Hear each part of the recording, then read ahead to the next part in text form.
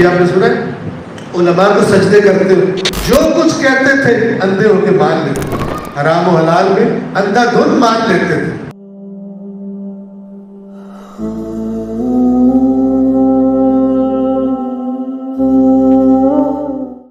پیچھے نہ چل پڑنا.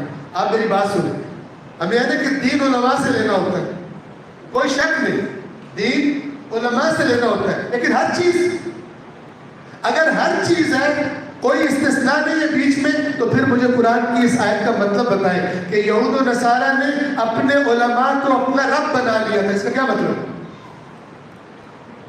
غور کریں، اللہ کیا کہنا چاہ رہے ہیں؟ اتخذوا احبارهم ورهبانهم اربابا من دون اللہ والمسیح ابن مریم.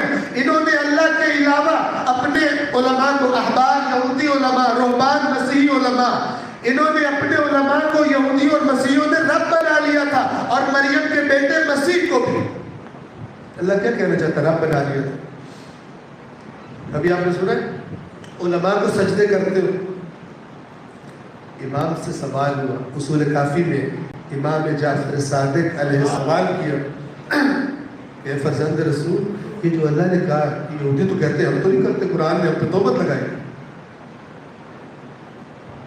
قرآن نے ہم پر تہمت لگائی ہے، ہم نے تو کوئی نہیں رب بنایا تھا.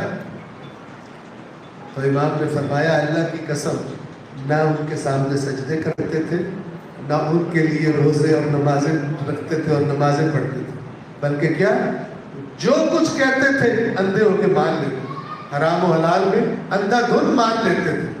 بس یہاں پر ایک باریک سی لائن ہے کہ جزئی باتوں میں، تفصیلات میں متخصصی کی طرف رجوع کرنا ہے، لیکن یہ بھی نہیں ہے کہ ڈاکٹر صاحب ہیروئن دے رہے ہو تو وہ بھی پی لینی ہے کہ ڈاکٹر صاحب نے صحیح دے رہے ہو، اور جبکہ ہیروئن مزہ بھی دے رہی ہو.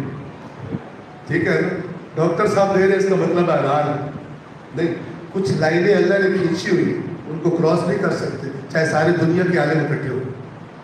وہ جو فرما رہے وہ کہاں سے پتہ چلے گی؟ وہ وہیں سے پتہ چلے گی جس کو صرف ثواب کے لیے پڑھتے، اس کا نام اللہ کا قرآن. وہ جو فرما رہے ایک بار پھر صلوات پڑھے محمد وعلیہ